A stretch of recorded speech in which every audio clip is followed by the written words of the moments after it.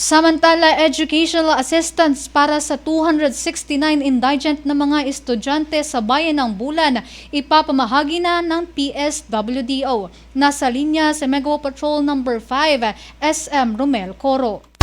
Bicol Network News Report!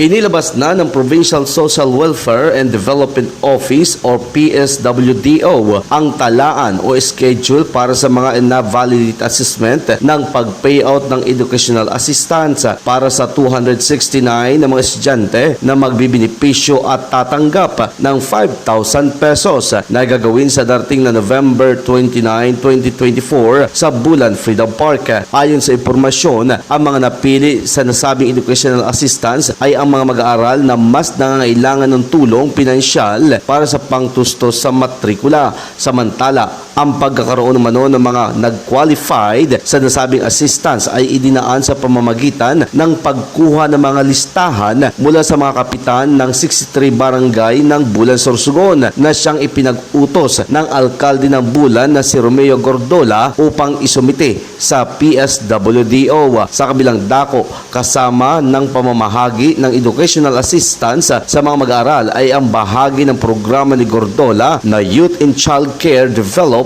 or YCCD. Para sa Bicol Network News, Mega Patrol No. 5, Romel Grabador Coro, tatak, tunay na serbisyo.